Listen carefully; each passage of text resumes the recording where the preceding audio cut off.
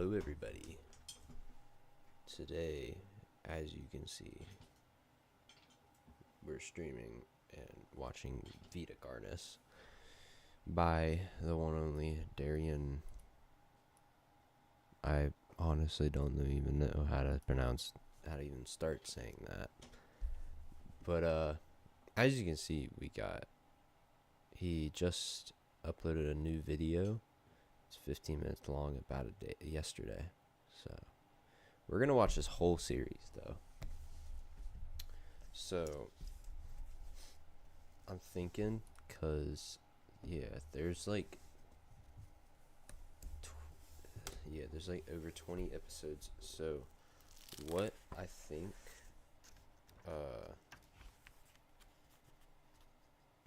so we'll be here for about a while. I don't even know how long the whole series lasts for, but this is one of my favorite series out of probably any analog horror. I'm gonna turn up my mic a little bit for you guys. But yeah. So we're gonna watch it in the viewing order, obviously. It's got speed paints and everything, plushies. But we're focusing on. Imagine being able to build an app with your name on it, just by thinking about it. Meet Base 4. Alright. So already,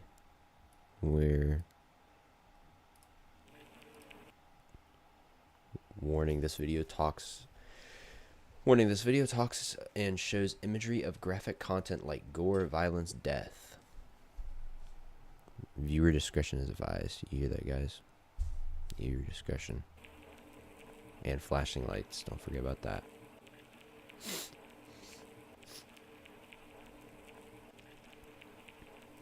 Classified material. Federal law provides severe civil and criminal penalties for the unauthorized viewing of this footage. Any reproduction, distribution, or display of this video is prohibited. The possession of this footage may lead into investigation and detaining. If released from custody, the apprehended will face a penalty of $500,000. That is a huge penalty. But you guys have authorization. I don't, but you guys do. Don't worry. On planet Earth, life has thrived for millions of years. Creatures big and small have found ways to adapt and evolve to flourish in all types of environments. From barren wastes to lush forests, life can be found. Earth has homed these creatures since the dawn of life itself. Only until very recently, things have changed. New life forms have appeared all around the globe and completely changing the balance of nature and what we know about evolution itself. That is why we, at National Living Meat Research, have been studying these new species, trying to help educate everyone about these creatures and their wondrous ways of life. First, what are these new life forms? Since their explosive arrival across the globe in 1931, there has been much debate on what these newcomers are, and where they came from. Are they extraterrestrials coming to invade Earth? Or are they demons who come from hell to purge humanity? From what our scientists have discovered, no. The origins of these creatures are solely to Earth, miraculously out of nowhere. We don't know why or how, but one thing is for certain, Earth is now their home. What these creatures are is mysterious and still not well known today. But here is what we do know. These creatures are comprised mainly of muscle tissue, organs, and bones. They greatly resemble animals with no skin, or store-bought meat. Because of these characteristics, they have been named accordingly as VITA-CARNIS. The carnis species consume decaying, organic matter, but their main diet is composed of raw meat, not including their carnis relatives. The carnis only appear in places where there is an abundance of crawl, which leads to the first creature of the carnis species, the crawl. The crawl is a growth of meaty tendrils that closely resemble the small intestine, the only difference being the dark red coloration. These tendrils grow in a similar pattern as vines, mold, or fungi. A primary stem structure is the host to divisions of other, smaller branches. In each tendril contains a variety of veins, arteries, and other similar organs used to transport nutrients absorbed from its surroundings. The ends of these tendrils are equipped with organelles used to absorb water and organic matter necessary for growth. The source of these organic materials is mainly found in dirt and soil on surrounding surfaces. Using its root-like tendrils, it absorbs the material and processes it into usable energy. Although, the crawl also obtains energy through another means. Using a sophisticated form of photosynthesis, the dark pigmentation of the smaller branches is ideal for absorbing sunlight, and therefore allowing solar energy to fuel the crawl's growth. Because of its efficiency, it thrives in almost all types of environments, easily allowing it to spread across the world, and can be found pretty much anywhere. Its recent inclusion in the ecosystem has caused many major changes in nature's balance. One may assume that the crawl's presence may outcompete any other competitors, but due to its unique life cycle, where old branches fall off and decay into nutrient-rich compost, all forms of life seemingly flourish instead. The crawl's abundance grants plenty of nourishment to all animals, from plants feeding on the decayed crawl, herbivores thriving on increased plant population, and carnivores feeding on both the abundant prey, and are able to eat the crawl as well. The presence of all these animals leave behind waste, which will be broken down and consumed by the crawl, and the cycle begins again. This form of symbiosis leads to an environment where all populations thrive. Humanity also uses the crawl to our advantage. Because of the supernatural rate of growth and its richness in nutrients, it has been sustainably cultivated into domestic farms. The crawl is harvested and processed into fertilizer, which greatly increases crop yield and quality. It's almost done. I'll go back The to crawl may second. also be used as a food source for humans, and reliably so. But due to its unkindly appearance and taste, it has yet to reach cuisine standards. The crawl also plays a very important role in the next creatures that we have been studying. Sometimes, in a crawl-populated environment, a node of meat may develop on one of the branches. This node will fall off and grow into a functioning organism, and go to live on as an independent animal. This leads us to the upcoming species that we will be discussing. The first of these creatures are the trimmings.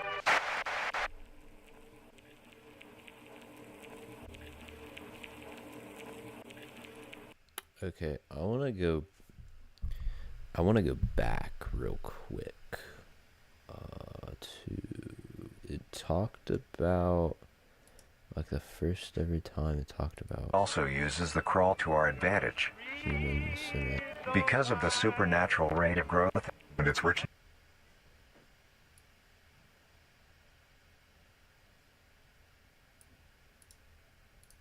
Because of the supernatural rate of growth and its richness in nutrients, it has been There's something there. I can't get it right now, but there's definitely something there. The trimming. When too much work bogs you down, Asana helps you handle it.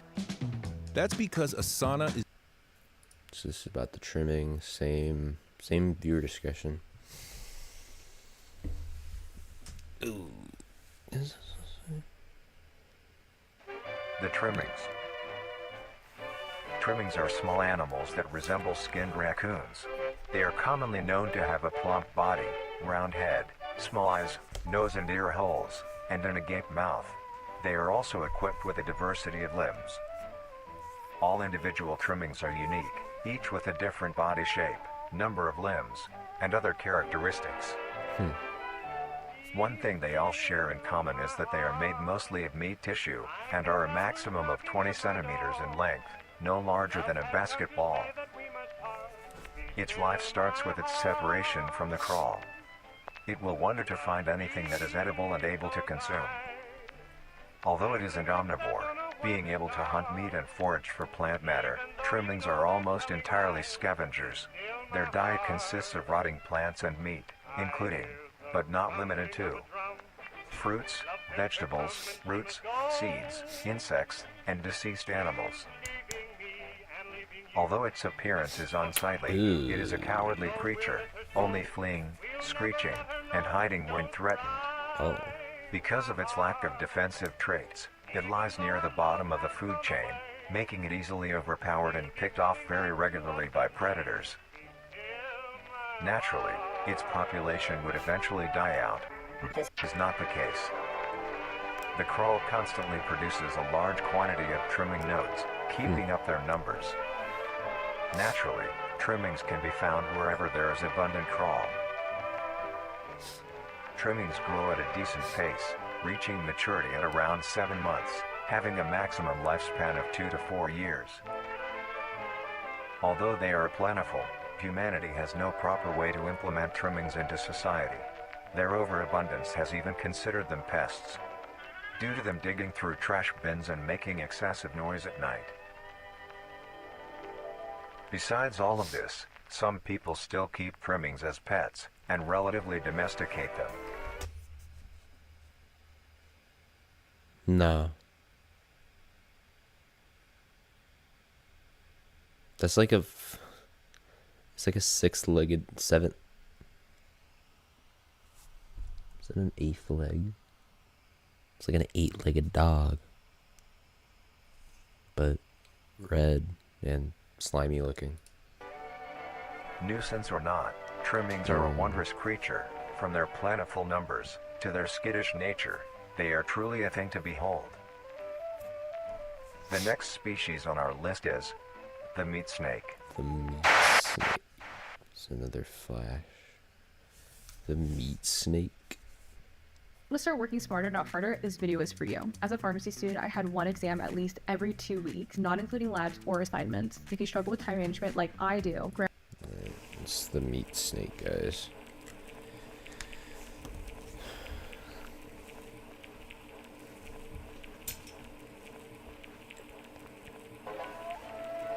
The meat snake. The meat snake is a worm-like creature, made of a variety of types of meat, coated in a transparent, skin-like membrane. Its size varies during its lifespan, depending on how much it consumes. When it first separates from the crawl, it is only a few centimeters in length. Eventually, it will reach an average length of 5 meters. Although, under extreme conditions, like natural disasters, war, or plague, it can greatly surpass this length. The meat snake's diet consists entirely of dead animals or parts. A meat snake is incapable of consuming a healthy, living organism. The meat snake allocates its food by using a tongue-like organ covered in sensors to touch and feel its environment. The sensors catch particles of decaying meat, notifying the meat snake that there is food nearby. This process shares many similarities to regular snakes, hence the meat snake's name. Once it locates the corpse, the meat snake will open its jaw and swallow the entire body whole. Once the entire body is consumed, the meat snake's stomach will release a variety of chemicals. Some will break down soft tissue like skin, and the connection points between muscles. Others chemicals will then ferment and preserve the tissue to keep it from breaking down for as long as possible. After that, the remaining flesh and bones will move along the meat snake's tract, and slowly be implemented into its own structure, extending the meat snake. Unsatisfactory parts like skulls, pelvises, hair, and fingernails will be excreted. Speaking of skulls, the meat snake will take the skull from the consumed organism and use it as its own. Each meat snake has its own skull, each corresponding to what that one has consumed.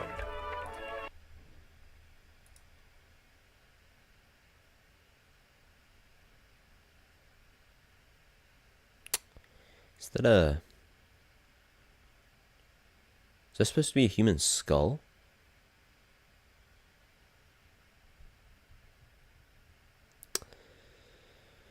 each corresponding to what Okay. that one has consumed. During its lifespan, it will swap or replace these skulls if needed. A meat snake's lifespan depends entirely on how much a meat snake consumes. The longest one has lived for was 28 years. Jeez. The meat snake has no predators and is immune to disease due to its preserving chemicals.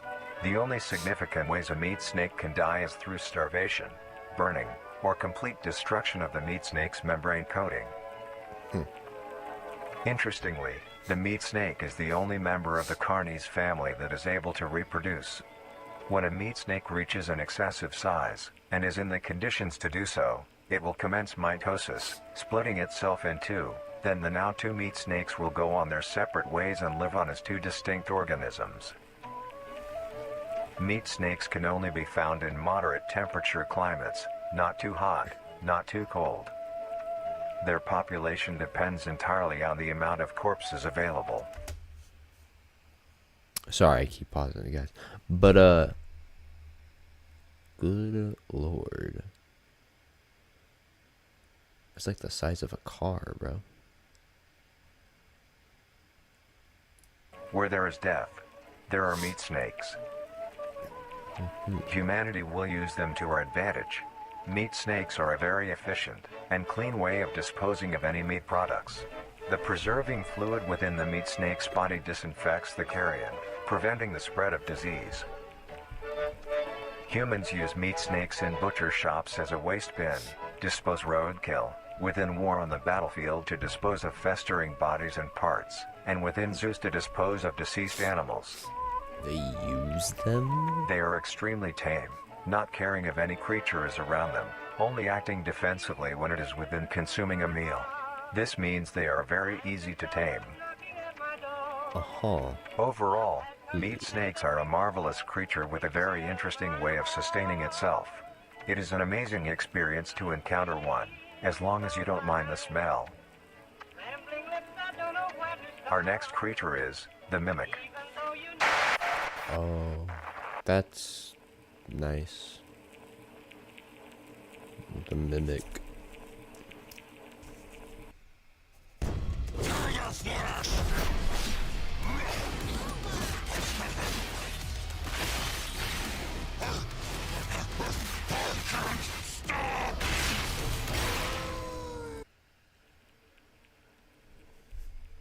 So this is the mimics. Mimics. Plural. The mimic. The mimic is a bipedal creature with uncanny similarities to humanoid anatomy. They greatly resemble humans without skin, with added exaggerated features. These features include extended finger length, longer limbs, bulging, empty eyes, and their most prominent feature, a wide, teeth-filled smile. Although it resembles a happy face, this is due to coincidence, and is only how their facial structure is shaped.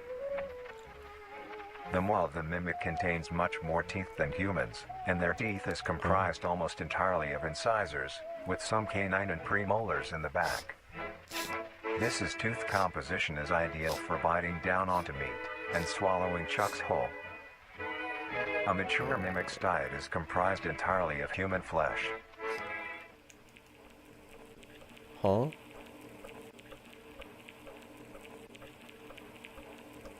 Because of this, they are found solely around human-populated areas. The mimic's life cycle is made of 3 stages. In the first stage, a young mimic separates from the crawl. They closely resemble their trimming relatives, but are thin, sleek, and only have 4 appendages. In this stage, the young mimic will hunt small animals, moving on to larger and larger as they grow.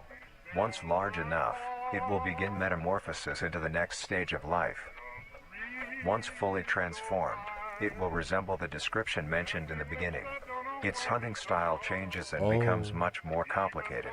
It now stalks and feeds only on humans. It will locate human-populated area and begin its search for an easy target. To blend in, it may use objects to conceal itself. These include clothing, mannequins, and furniture. Once a target has been found, the mimic will observe its prey and learn its routine and when it is most vulnerable.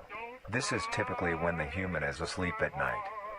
Of Once course. the prey is within position, the mimic will advance silently until it is close enough. The mimic will then execute and immediately begin consumption.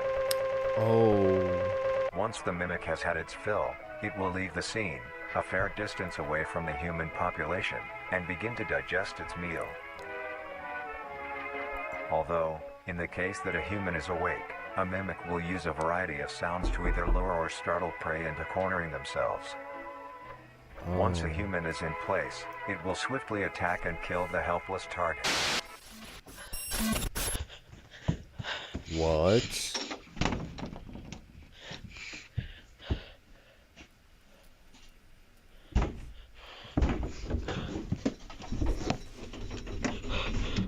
Is this a mimic encounter? Oh no. Dude, that must be freaking horrifying. Dude, turn off the flashlight.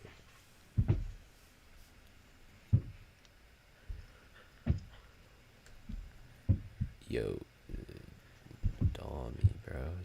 Even the flashlight on.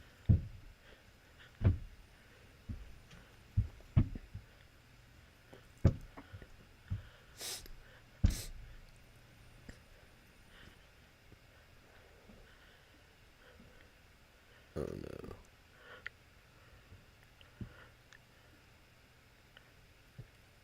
Dude.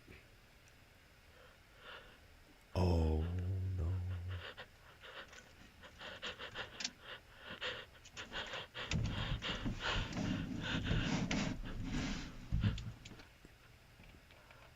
Oh. Oh my god.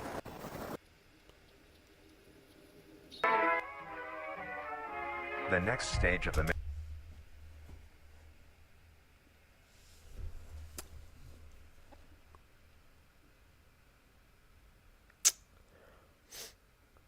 Um.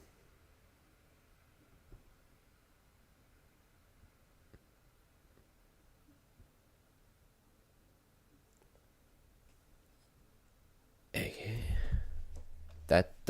Alright then. mimic's life cycle has two potential morphs it may That develop was into. super cool. If a mimic has a consistent supply of food, it will develop more human-like features. It will grow skin, hair, and by the end will look nearly identical to a human being. It now can blend entirely into civilization and lure other humans more effectively. I'm sorry? You said it can what now?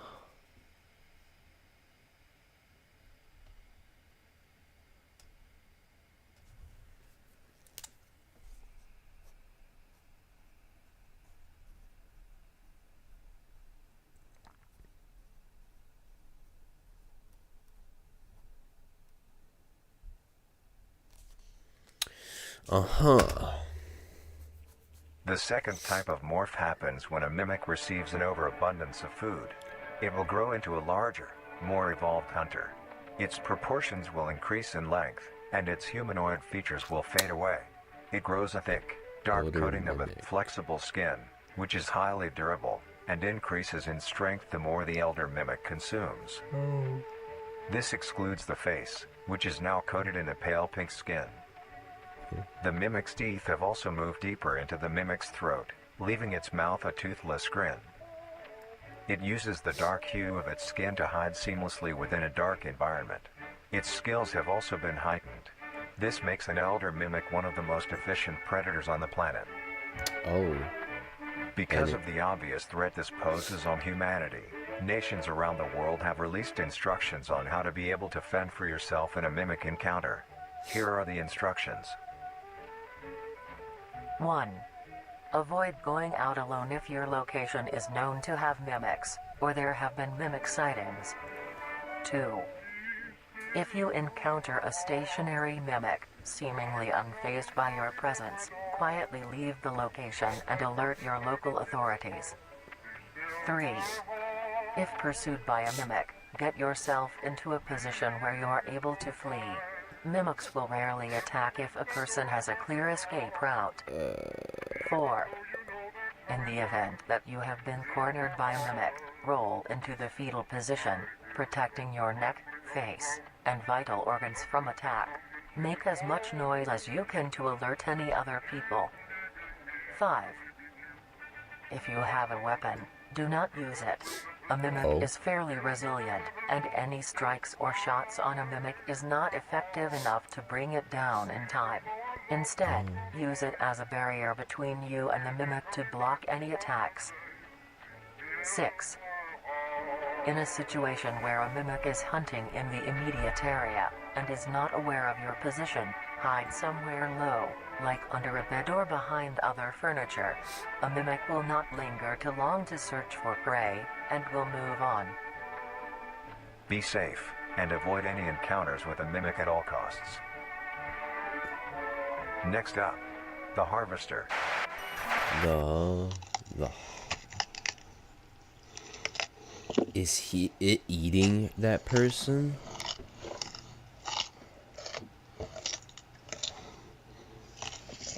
Oh.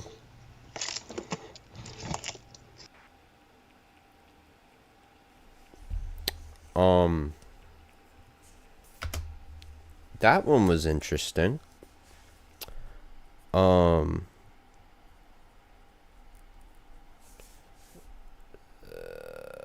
So basically, if you run into a mimic, you're screwed. Basically, you're just donezo. Nope. No helping. Well, alrighty then. Next one is about the harvester.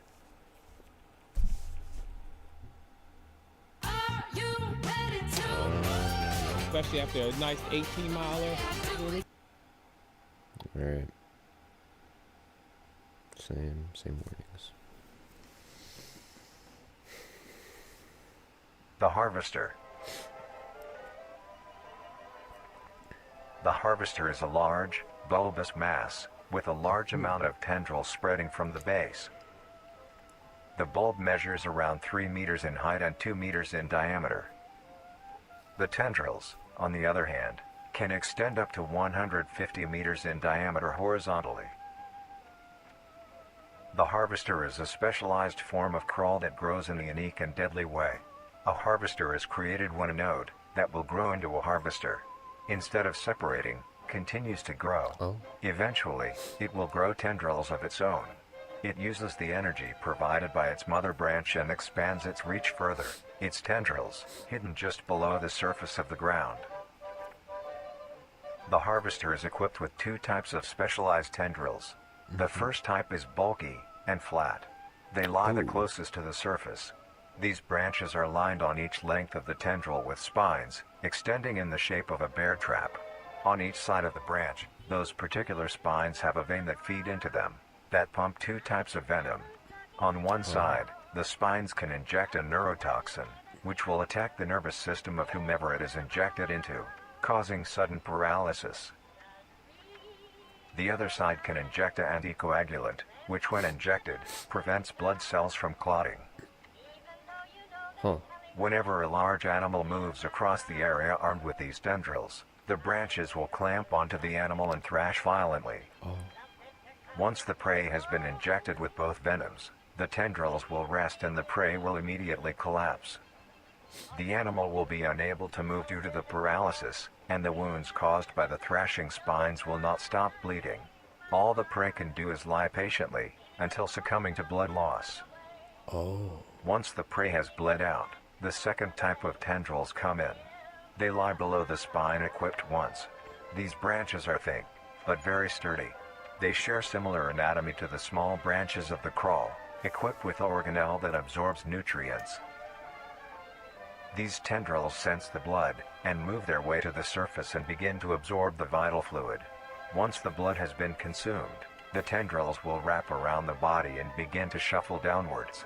This movement loosens the soil and slowly pull the body underground. Once secure, the tendrils will continue to feed until there is nothing but scraps. The nourishment absorbed by the tendrils will be sucked back into the main bulb of the harvester. This bulb houses all the vital organs and the venom glands that pump into the spines. The nutrients are then converted into usable energy. The remains underground decompose, providing a rich soil, causing very prominent plant growth, which then attracts more animals. A strange behavior the harvester displays is its choice of diet. The spines will only activate on larger animals, allowing smaller ones to pass by unaffected. The spines will also not activate on some species of bird. There are a couple theories as to why this happens. One, it could be that attacking smaller animals would cost too much energy for what they get in return, making it not worth the time. Another could be that smaller animals may attract larger animals or predators, allowing a safe place where prey may thrive and lure more predators. It truly is astonishing. Although it is a spectacular creature, it is also very dangerous. The harvester is decently rare, only populating sparse areas in the northern hemisphere and woodland forests. If you are stung by a harvester, there will be no way of helping you, being that there is no cure, and fatality is 100% positive. The best thing you can do is avoid encountering a harvester in the first place. If you are hiking, take note of any warnings or signs saying that there are harvesters around. If you also notice an abundance of lush, ground-dwelling plants in a forested area, and there are no signs of wildlife, this is suspicious and you should leave the area, staying close to the base of large trees or rocks. If you find yourself in the middle of a harvester ground, do not panic. Sudden movements may activate the tendrils and will inject you. Although a harvester is rather forgiving, do not risk any skittish movements. Remain calm. If you have any objects with considerable heft, like coats, backpacks, or full water bottles, gently take that object and lightly toss it towards the bulb, and away from your escape route. This will activate the spines on where the object lands, distracting the bulb for a moment. You will then slowly begin to do wide shuffles away from the bulb. If possible, throw another object when you are certain you are a fair enough distance away, just to be safe. Continue until you are completely sure you are out of harm's way. You may come out unscathed, but don't be too obnoxious, or you will be a harvester's next meal. Next up is the host. The host should be, yeah, okay. Creators, I built these 3 apps to run my business just using prompts with base 44. Let's talk.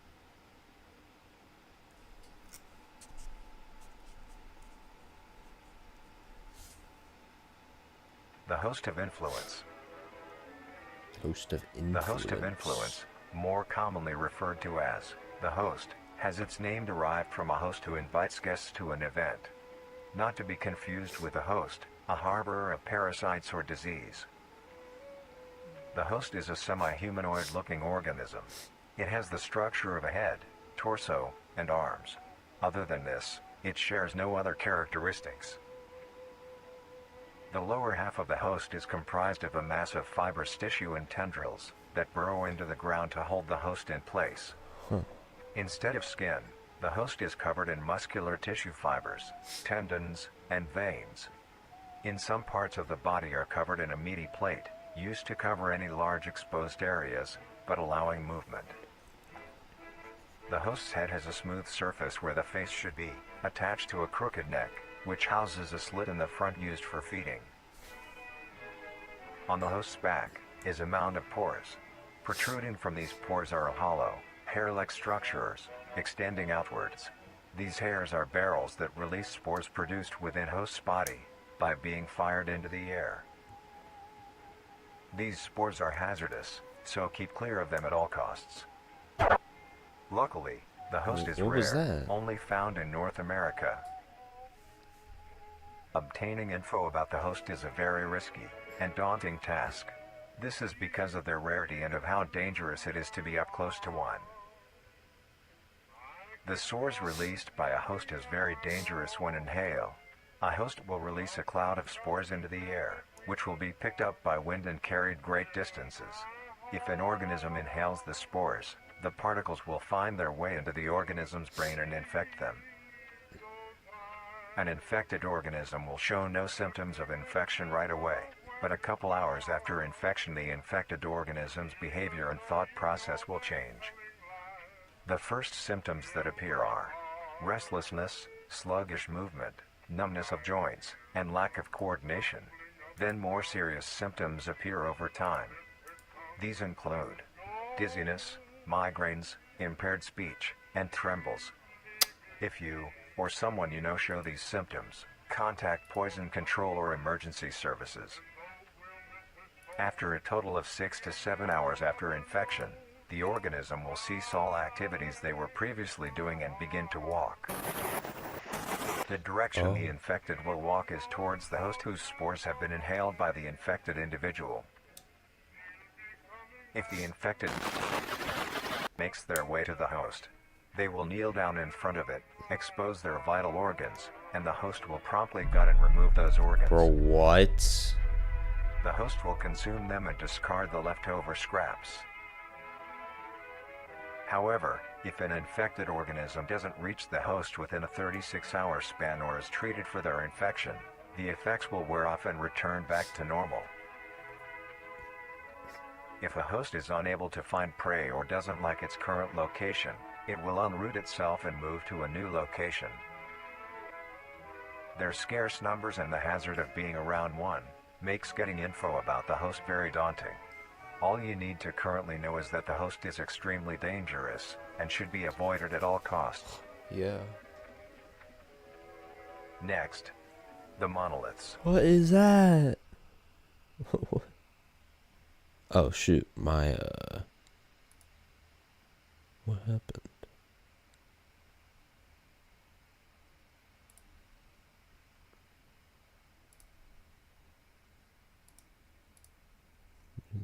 Okay. Hold up, guys. My webcam suddenly doesn't exist. Why is this not? Okay. Oh, did they? Okay. Alright, there we go. What is it called? I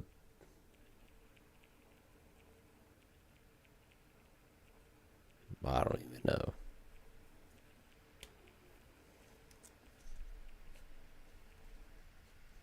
Writing a book is hard. Knowing if it's good, even harder. Meet manuscript analysis. Okay, hold up. So basically, the host is like...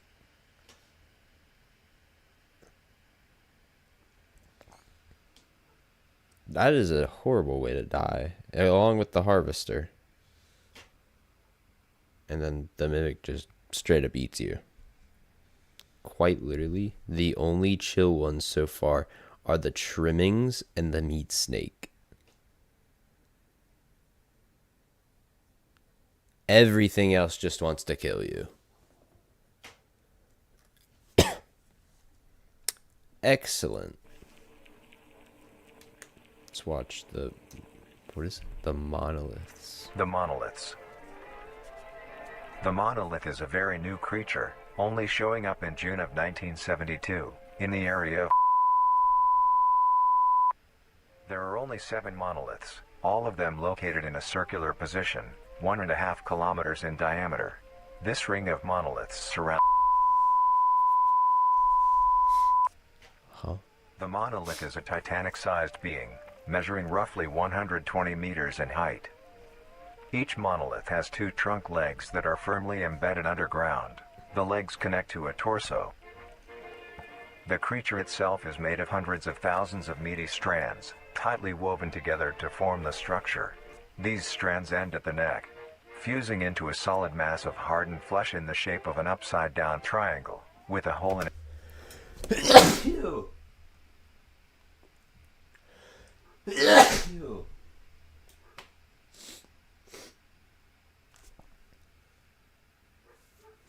I'm good. Alright. What? 7 monoliths? Giant monoliths, might I say? At center. On each side of the monolith where arms would be, There are dozens of long, rope-like appendages. These reach just barely to the ground. Oh. At the creature's feet, the strands go deep into the earth and extend horizontally a decent distance away. What the monoliths do is simply stand and do nothing. The only activity documented that the monoliths have done was in Huh? During this period, they were extremely aggressive. Huh? When the group of were making their way to the city, the monolith that they had passes roared a deep bellow and swung its appendages at the team, completely wiping them out. When military vehicles were dispatched, once they got close enough top the monolith, it roared another call, this time releasing an EMP blast, completely knocking the vehicles out in the vicinity. Finally, long-distance rockets were fired and struck the creature.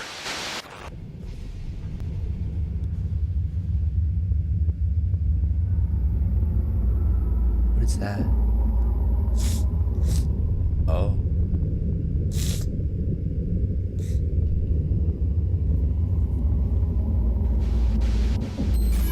Although damaged, it regenerated at great speed and resumed its stance unscathed. Eventually, the area has been fenced off and is now restricted to all. Ever since, the monoliths stand silently, now only a grand spectacle of awe and mystery, only adding more questions to these meat beings. And finally, the last creature on this list is marvelous and majestic world that exists today. It's as extraordinary to have such strange and mysterious beings appear all around us. Thank you for joining us on this journey of exploration and discovery of the lives of these living meat creatures. What? Wait, what was the last one?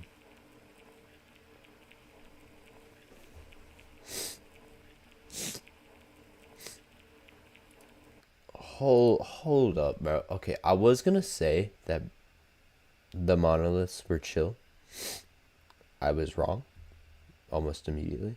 Is this just the fool? Congested and couch-ridden with a bad case of sickness because you're sick of this hole having to take care of yourself even when you feel... Hold up. The monoliths. Wait, what? What is this? Singularity. Hold up. Oh. I think this is just... On planet Earth, I think this is just quite literally life has thrived for millions of the... years. Is the meat Creatures snake. big and small Meat have found mimic. ways to adapt and evolve to flourish in all types of environments. Yeah, so The there's... area has been Hold up, there's one that's right there, the singularity.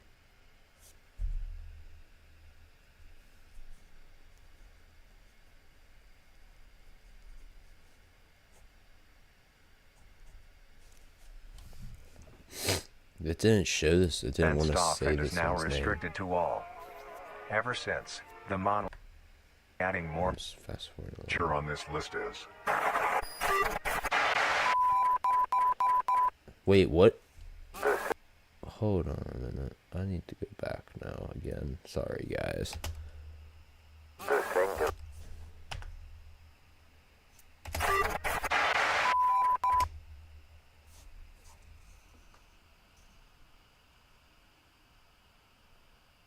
Huh.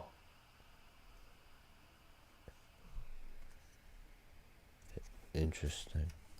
I can't read any of that, really. The singularity is an orb comprised of a dark-colored mineral with hints of luminous colors within its core. The singularity is estimated to be 1 meter in diameter. The orb has several unique qualities that are not well understood. The singularity typically can be found suspended in air by an unseen force. There are also a variety of reading that have been documented coming from the orb itself. Various things like magnetic fields, energy signatures, and other pattern-like signals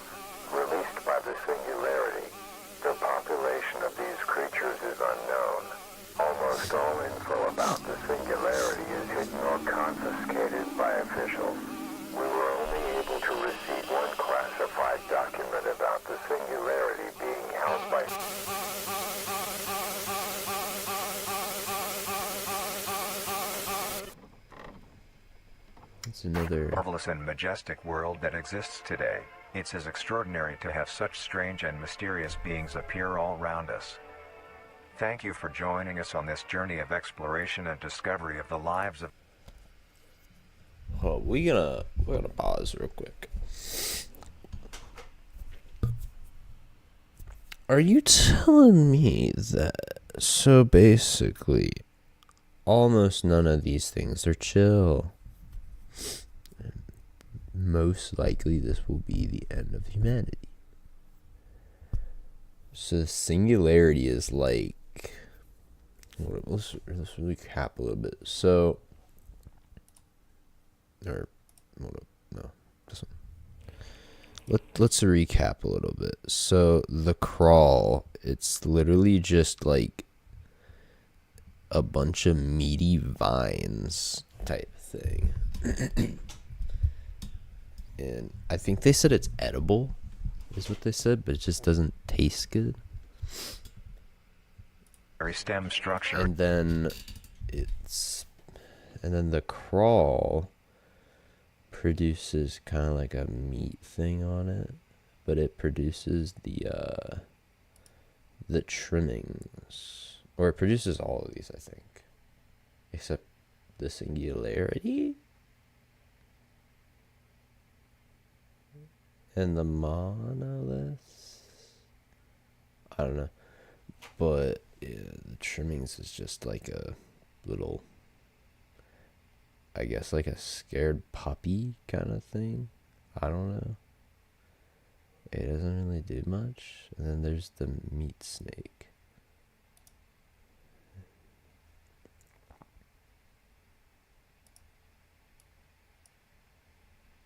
Yeah, the meat snake. That just like, it eats like dead animals and then uses some of it as its own, like uses the skulls as its own like head.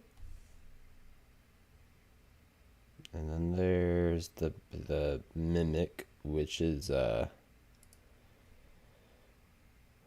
probably the most gruesome one. Oh wait, actually, can I get to the picture? Wait, there it shows. This is a terrifying sequence. That's horrifying to just look up and see that. Oh, and then it cuts to eating them, or whatever. And then there's that thing eats humans and mimics, hence the name. The harvester. And there's the harvester. It's like, it's no good picture. The harvester is there. What is this? Oh, the harvester has like, it's like a giant bulge and then these like vine or tendrils is what it called it. And basically you step on those and you die. Basically. And then it like eats you. Like sucks you into the ground kind of thing. Into the soil. And then there's the host, which is probably the most gruesome way to die, is basically just die against your own will, is what it does. And it releases like spores. Just strange. We'll watch where are you watching? I rely on Grammarly heavily in my day. Alright, so, and then the monolith is like,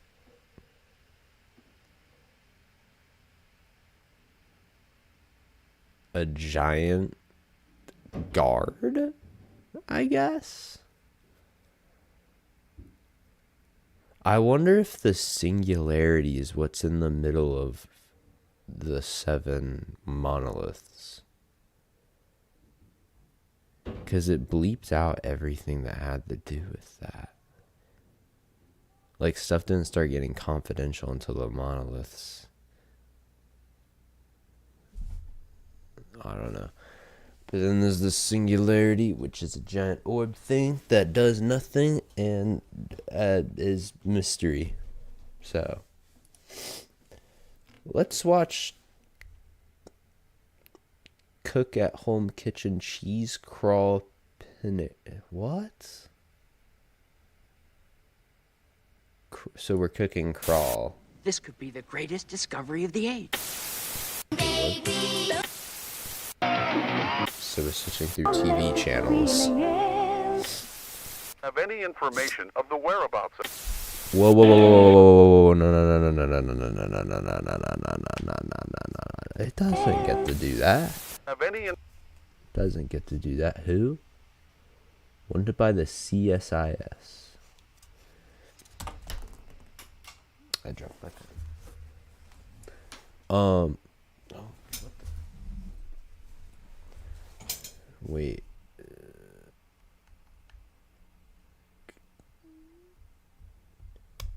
Vincent Barrere? Vincent Barrere?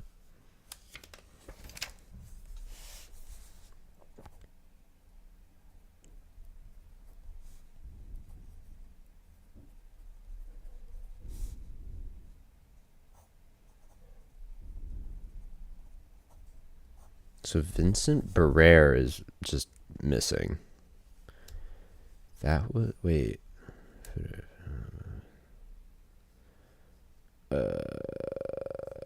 Yeah. Information of the whereabouts of... We may be making a dish that has recently gained a fair amount of popularity. Today's dish will be a cheesy crawl penne.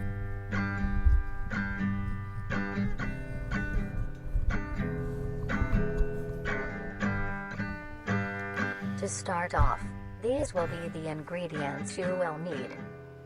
3 cups of penne pasta. Roughly 3 cups worth of fresh crawl.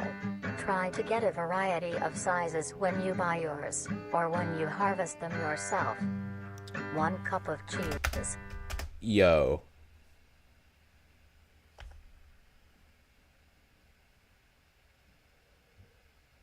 I feel like it's not a good idea to harvest your own crawl, considering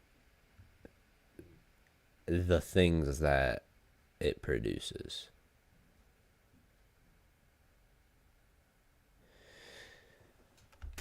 Or when you harvest them yourself. 1 cup of cheese. Half a cup of green onion.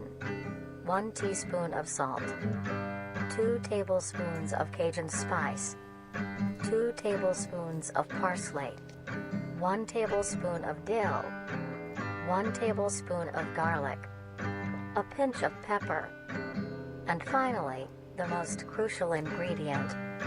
Nutrier Company's newly released Flavor Enhancer. Flavor to bring out the richness of Wait, flavors. what company? I'll go back to in that. each and every meal. First, get a medium-sized pot and fill half of it with water.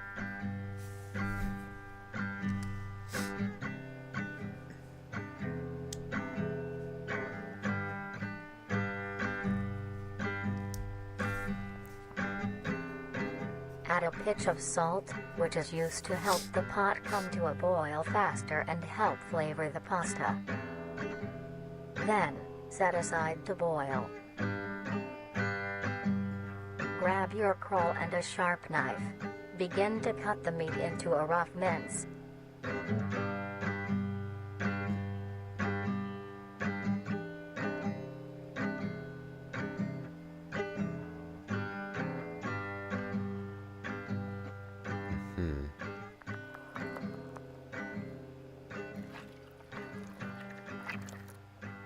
Yo, is it supposed to be making that sound, bro? Ew. Low-key, that does not really look all that good. Crawl is soft on the outside, but the interior has a surprising sturdiness. Huh?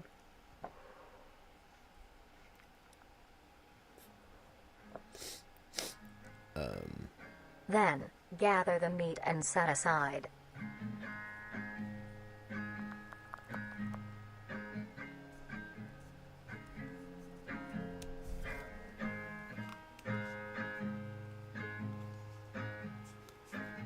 Mince the green onion into rough segments.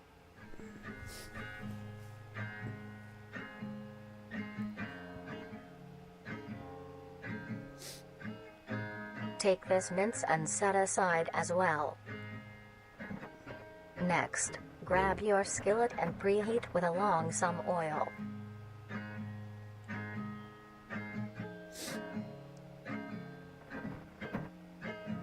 Take your minced caul and spread it evenly across the skillet.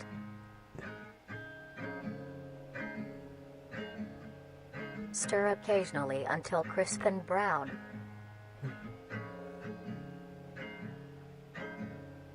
As your water reaches a boil, add your penne and stir occasionally.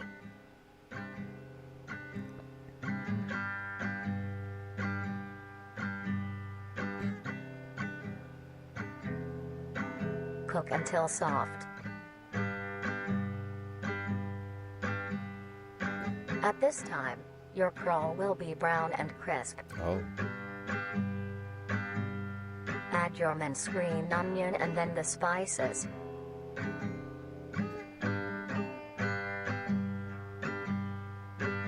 Mix well. Once your pasta is finished cooking, strain it. It's a small sink. Or small kitchen sink, I should say. Lay your cooked penne evenly into your dish.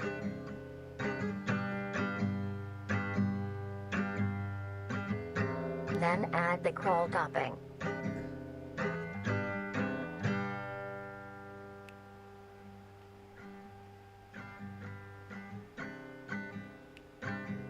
Why are we eating caul, bro? Sprinkle a generous amount of cheese along the still warm caul for it to melt.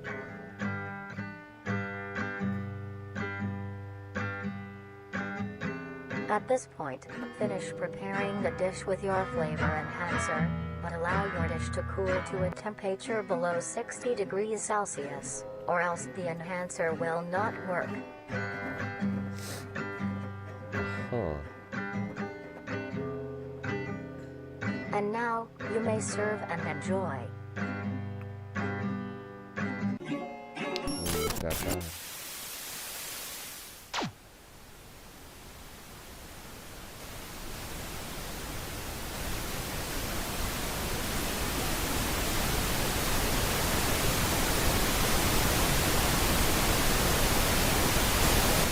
Wait. Oh. What was that? I think that was another picture. Was that the singularity that I was seeing?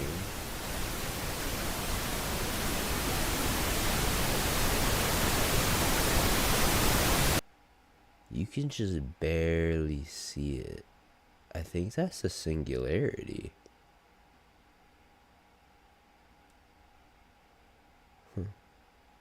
I want to know what company is the Crucial flavor ingredient. enhancer. New Dryer Company's newly New dryer?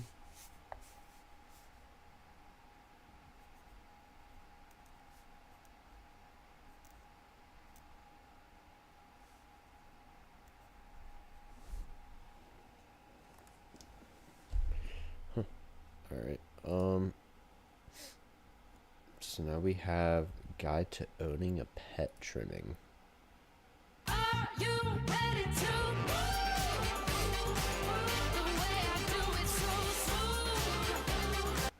Many people get pets for companionship. They form bonds and grow relationships with these animals, even to the point of them being considered a part of the family. Most people get dogs or cats, but maybe you want something more interesting. Like a trimming. Then you may want to get yourself a trimming. These lumps of meat have grown a reputation to be a loving companion for many people in the recent months. Although, most people may not know the proper ways to care for them. Today, we will be showing you how you can care for your pet trimming. Things looks like it would be slimy. Taking care of a trimming is fairly easy, but this is no reason to slack off. They are living things and do require maintenance. The first thing to keep in mind when keeping a trimming is the temperature of your home.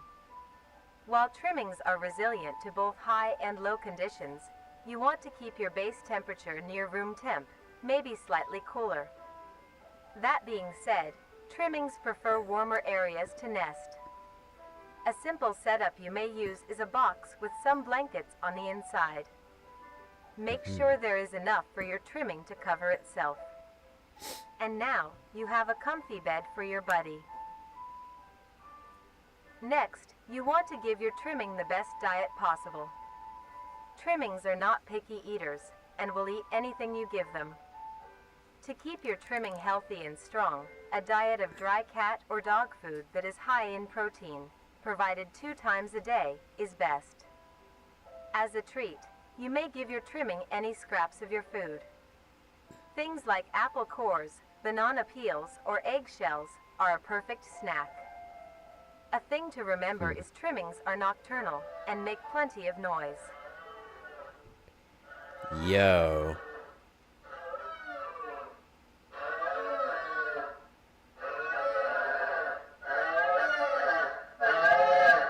To prevent you from having sleepless nights, try to give your trimmings first meal in the late morning or afternoon. This helps them be active during these times instead. Another thing to consider if you want a pet trimming is where they will be living. Your home should have enough space for your trimming to roam around, as well as access to the outdoors, like a backyard. If not, be sure to take your trimmings on regular walks. This gives your trimming the exercise they need, as well as allowing them to meet other trimmings. Trimmings are a social creature and need to interact with others of their kind, like how they do in the wild. When it comes to entertainment, trimmings are not the most active and aren't the best at fetch or tug of war. But here are other ways to keep your trimming entertained. Some toys that trimmings like are little items they can push, around, pull, or carry. Trimmings also enjoy things that you enjoy as well, like watching the television or listening to the radio. They love seeing and listening to all the funny things coming from the devices.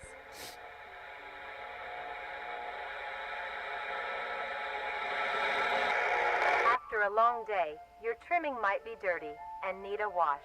To clean them, start your bath with a gentle warm water, mixed with a bit of hand or body wash.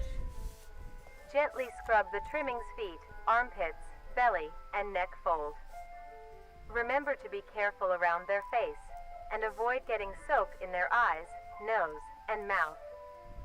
Gently pat dry with a towel when done. Now your buddy is all clean.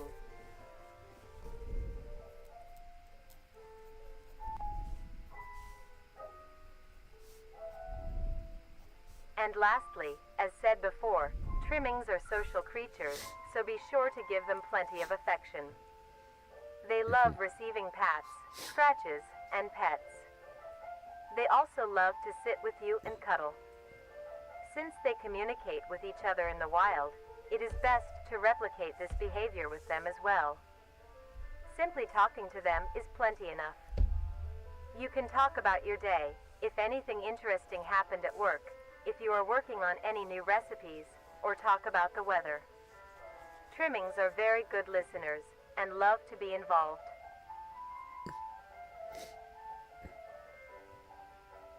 With all of these in mind, you are now well equipped to have a trimming become a part of the family. Do things right, and you will have a companion for a long while. 8 to 12 years.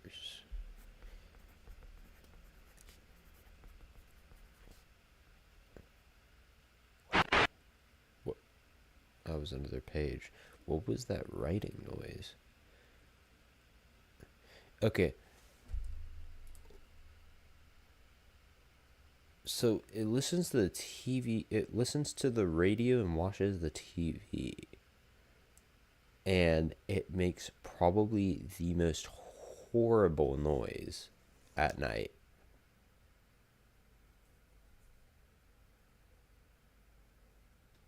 which I will not go back and listen to again. Next one.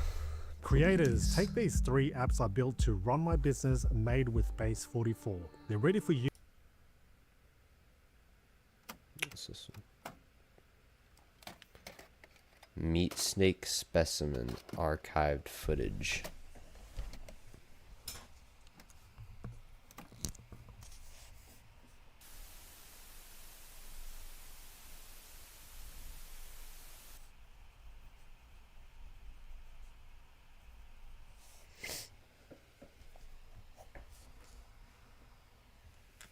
Oh.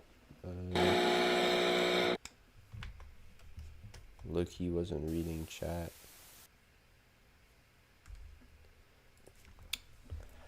Warning, the unauthorized reproduction, distribution, or viewing of the following footage is strictly prohibited infringement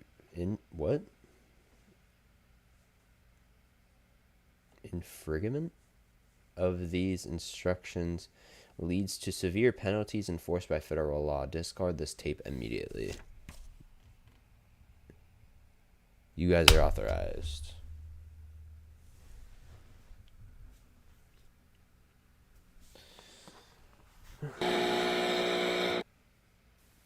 In the year of 1945, with the war finally ended, the cleanup process had started. During routine sweep of an underground train tunnel, the cleanup crew made a grotesque discovery. Found completely filling the tunnel was a meaty wall, and in the center of the mass was an opening with several skulls surrounding it. Closer inspection of the blockage revealed that the mass was actually an extremely engorged meat snake. Its impeccable size had blocked off the entirety of the tunnel's path. There was many strange things with this creature. First was the coloration. A typical meat snake's color is bright reds and light browns. This particular meat snake was a very deep maroon. Another strange thing about it was its behavior. This creature barely moved. Meat snakes are normally sluggish and encumbersome, but the specimen discovered seemed to lack even basic motor functions. Its behavior was that of a plant's, stationary, with only minor movements within. One would assume it was dead. The reason the meat snake may act this way may be because it was completely lodged in place and minimized movements to conserve energy. But how would it have gotten this deep into the tunnel in the first place? And by the looks of weathering, it had been in there for quite some time. So how did it get so large? The answer was discovered by a different cleaning crew, who found the other end of the tunnel.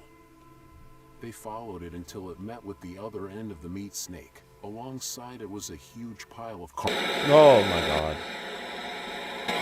This meat snake's skin also displayed great amounts of resilience.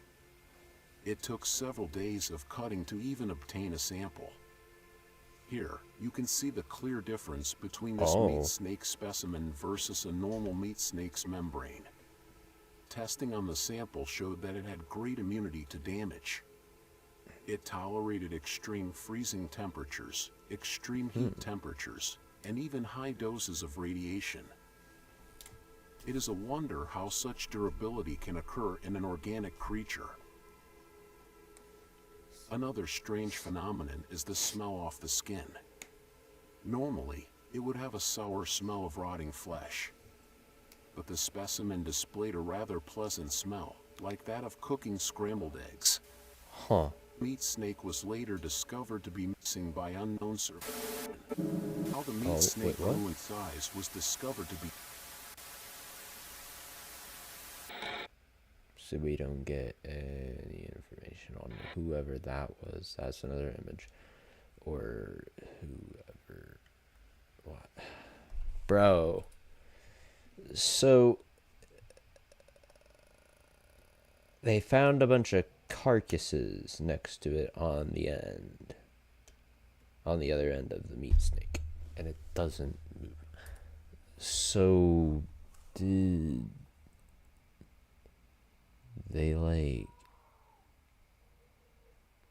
use it to get rid of bodies, I want to say. It's the exact same dress my mom wore. Yeah, I found it on eBay. I wasn't always here, but thanks to Purdue Global, I got my literal dream job. Mimic defense instruction tape. Okay, guys. This is 20 minutes long. Oh, no.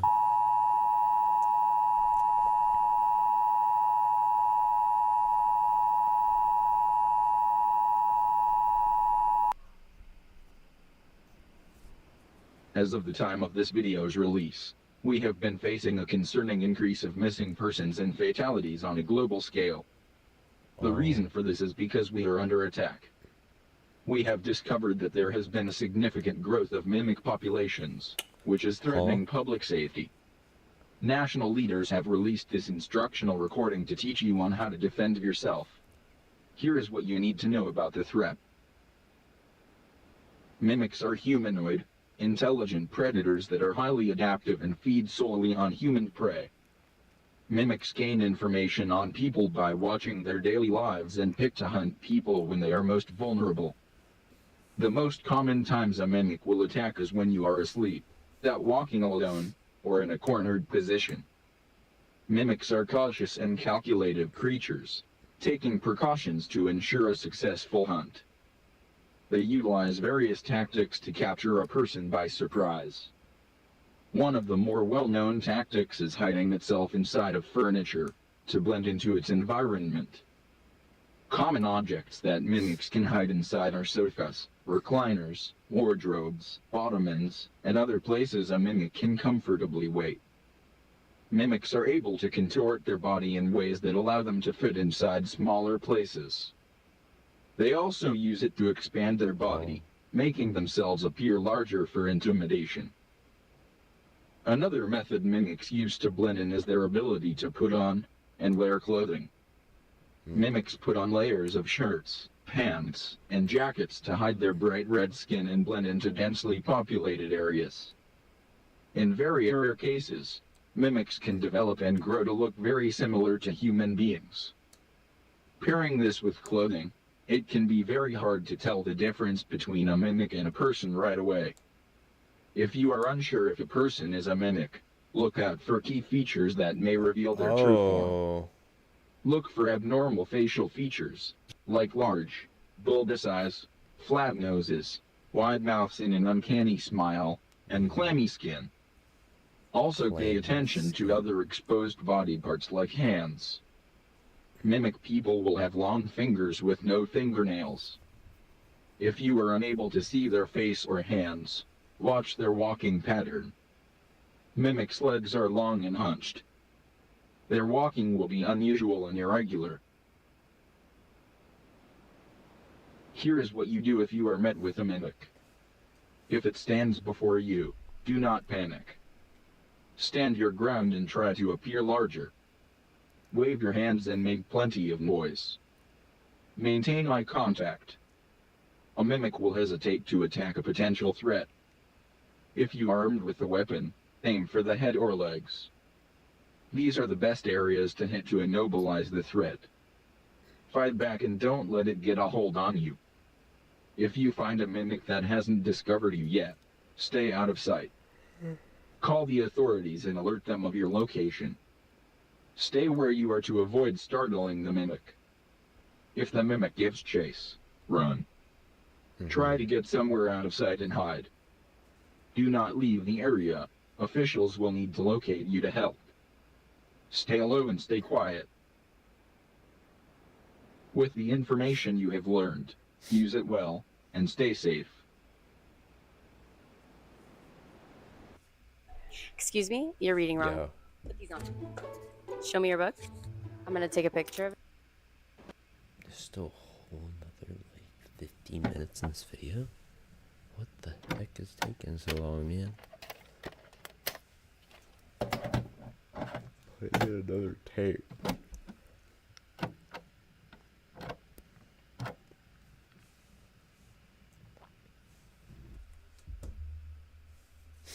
Oh. Evans tape, Christopher and Janice case, 1983. Observe footage for confidential information completed. Discard and destroy all copies of this tape immediately.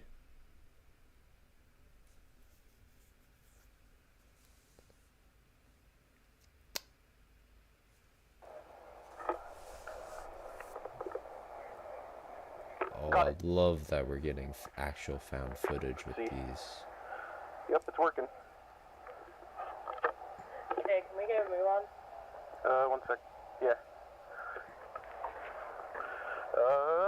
Okay. Hello. I thought you only had 30 minutes of tape on that. I know, but just gotta see how it works. Like, Yeah, well, I never got to use one of these. It's too bad. You were the only person who could film with me, so you're gonna have to put up with it. Fine. Screw you. Screw you. Screw you. I can't see nothing on that tape. Still bro. way too dark. 1 sec. Oh, There we go. Hello.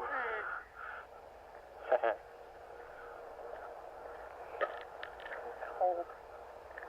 Yeah. Oh, there we go. You got some light now. But look at that over there. You can't see anything unless I like point directly over there. Like, nope, can't see nothing. Are you sure we should be out this late? Fine. I'll cook you stuff when we get home. Don't worry. I'm hungry. Valid. Go back.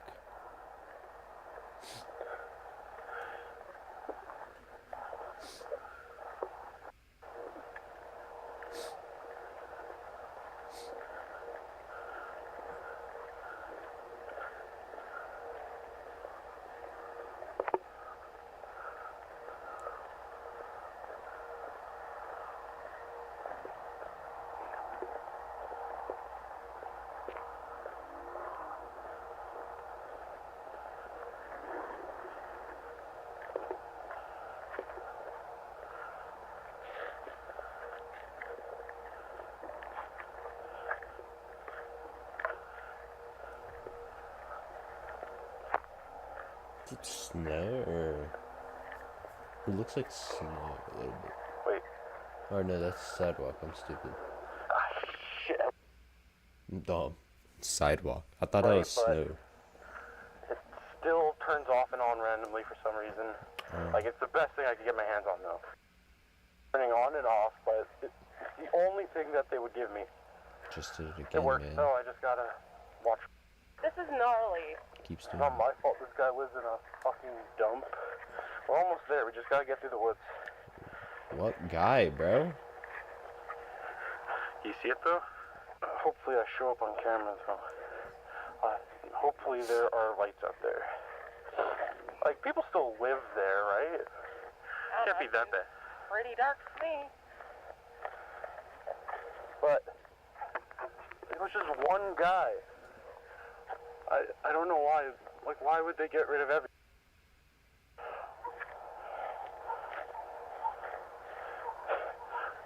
Dogs barking are never a good sign.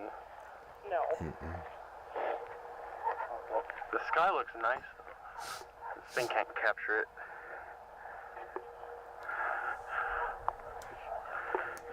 Barely capture the ground in front of me.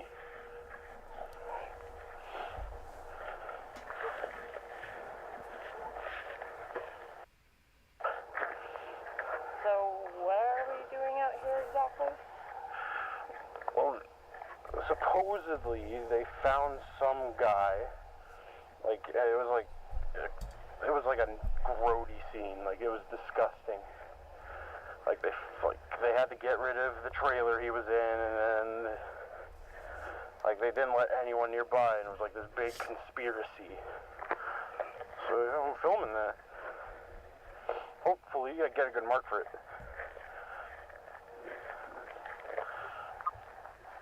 There we go, we're getting close.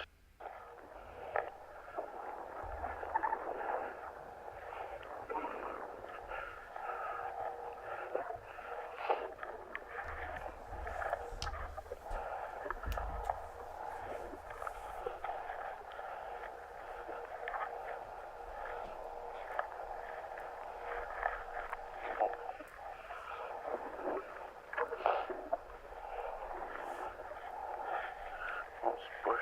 Careful.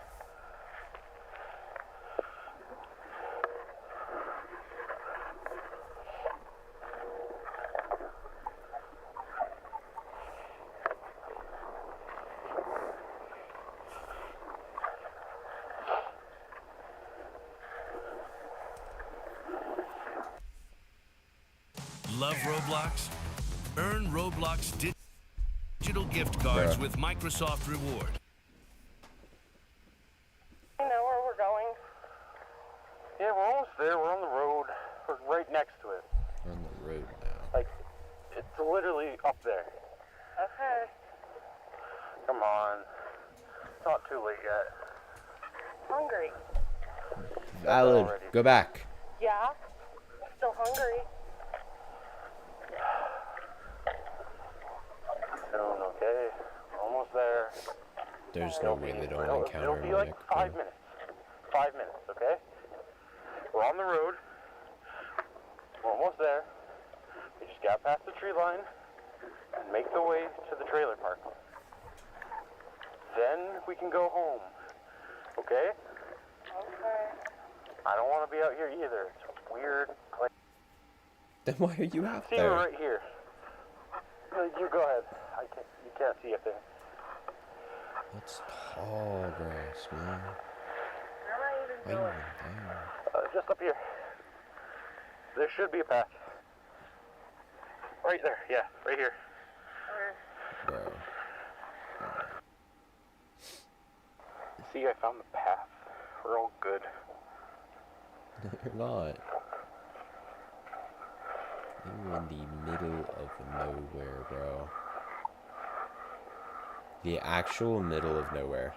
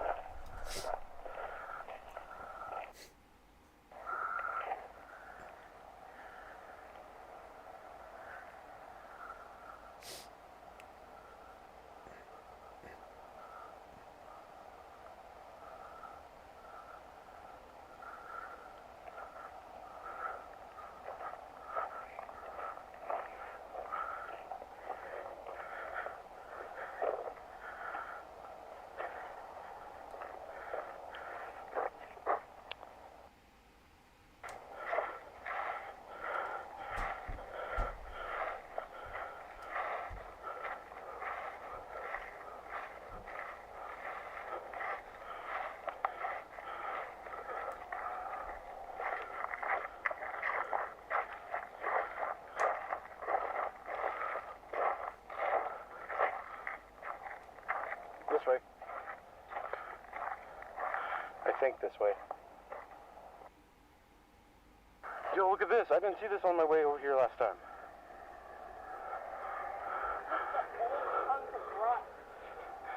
It's cool.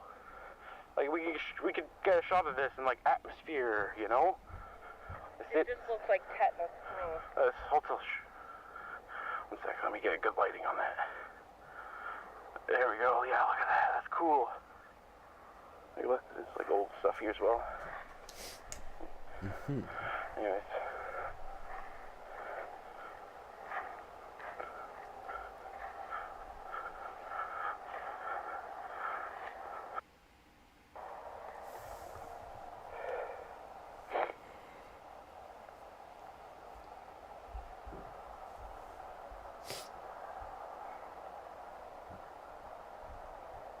Keeps pointing up to the top of the trees.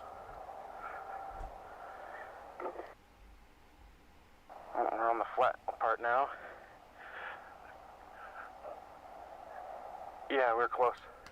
Trailer should be right up ahead. There's nowhere where he's got no idea where he's going. Absolutely no clue.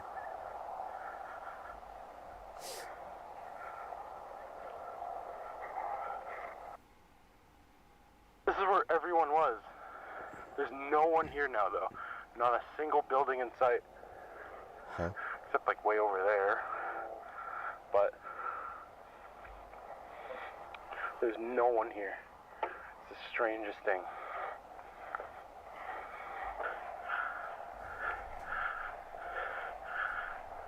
Does he still have somebody with him? This is the spot. Right here. Yeah. But I assume so. Maybe? Okay. So you take the camera and the light.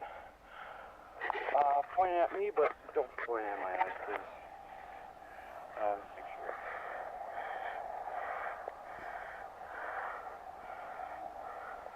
How do I look? Like a barf bag. Thanks. Make you feel my shirt. Okay.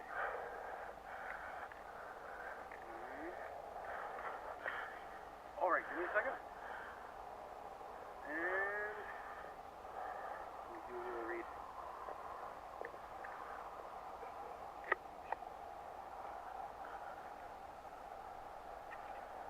Okay.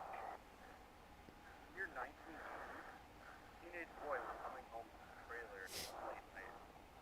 Although, when he arrived at home, he found a grisly scene. Detail Barrar, his father, What? that he came home to, was found dead. A grisly scene lies before him. Police were called and came to investigate. Strange thing though, they immediately closed off everything. We have got to the point where literally anybody. They can said build a fully Barrar working app there. Without knowing how They to literally code. said Barrar. This is base 44. I need to know. Vincent Barrar was the guy that went missing. No one was allowed near, but only a few witnesses saw what truly happened there. For some reason, the police were acting very weird, trying to keep everyone away and telling little information. And when the information was released to the public, they say it was a suicide. Although, the trailer and most people living nearby moved away pretty much immediately.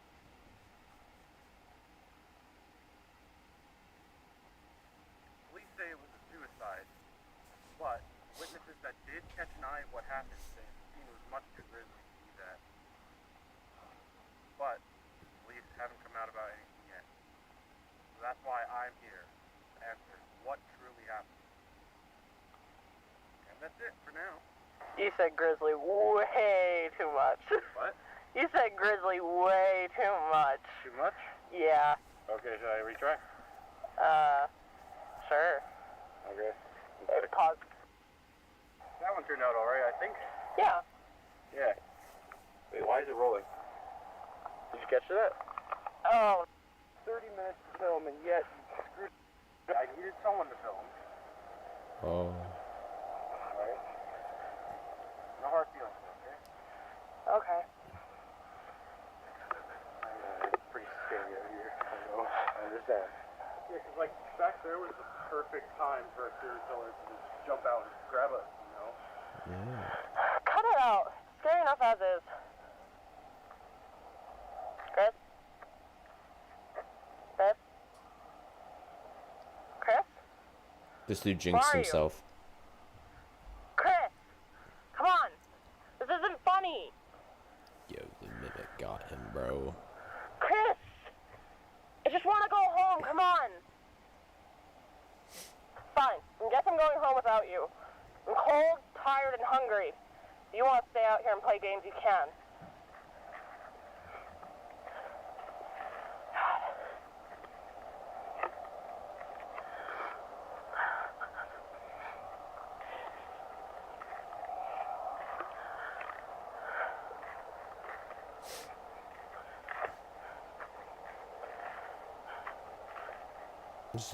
This is a perfect spot for a mimic to just be hunting.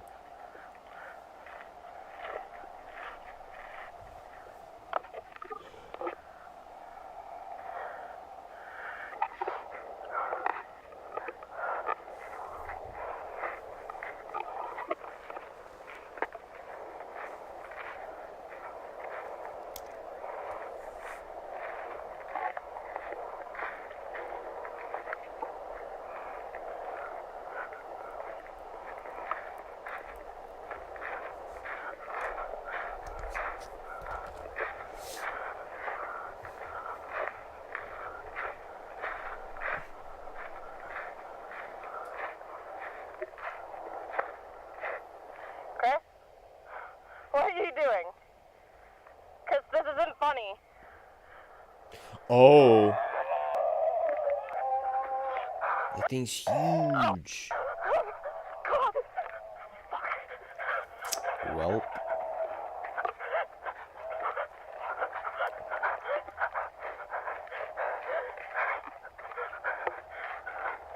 Why was it on all fours, bro?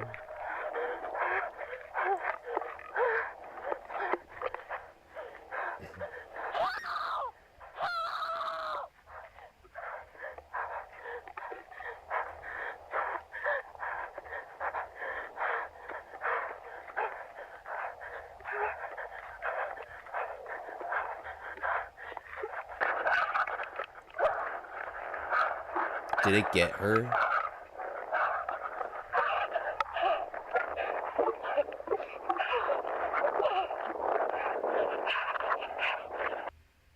Wait, oh, she got home, okay.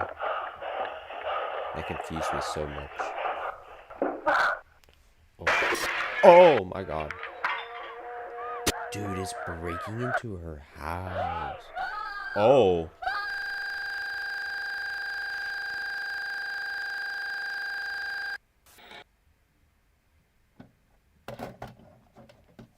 Yeah, she did. Yep.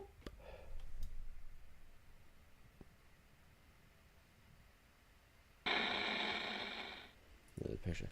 Yo, who's putting in these tapes? Cause that was another.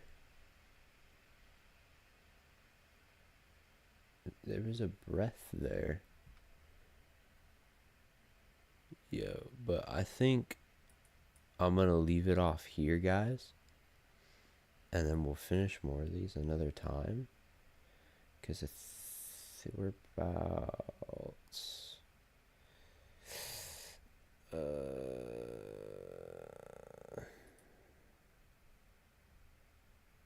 Here, you know what? We'll watch one more.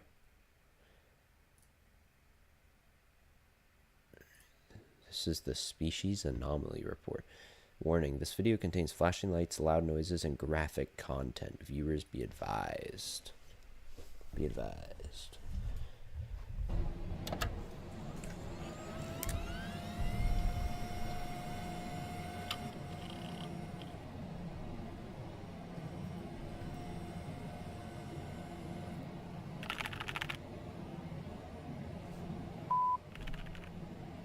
Wait, Carnish species log is here. Harvester. Population density shows. 19. Maps display. I don't really want to go back. August 1st. So this is harvesters? That's what I think it was saying that this is. Oh.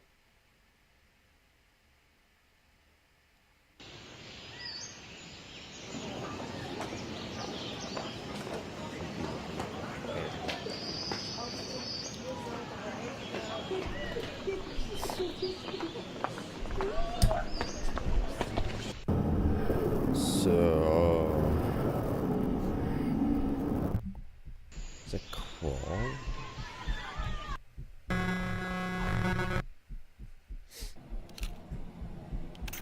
Wait, is there more? Oh, they're moving. Wait, so...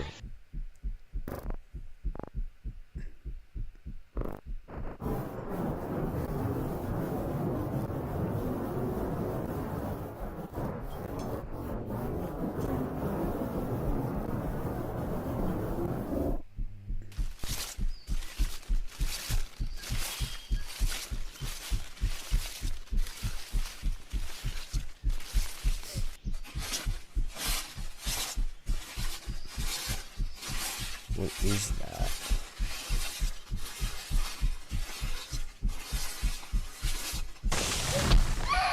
Oh.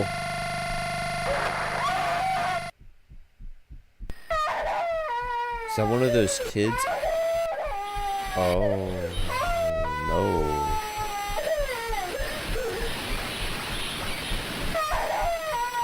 What the?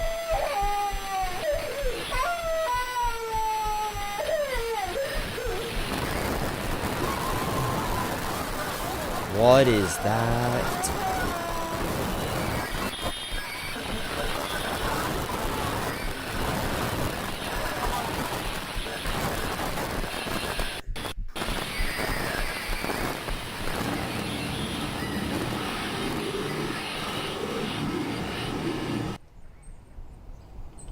What did I just watch? What was that?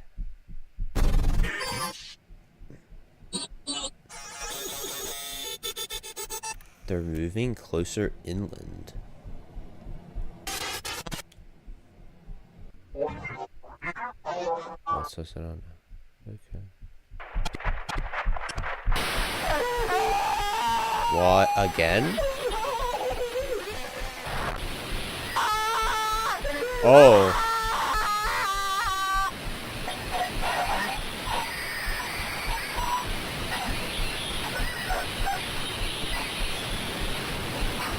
There's a mob.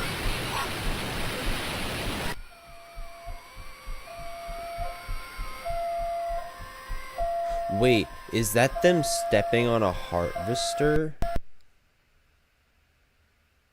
Oh.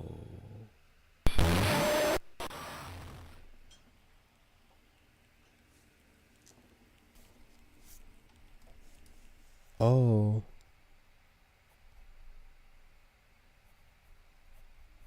So the harvesters were like moving inland towards the whole thing, throughout the whole thing.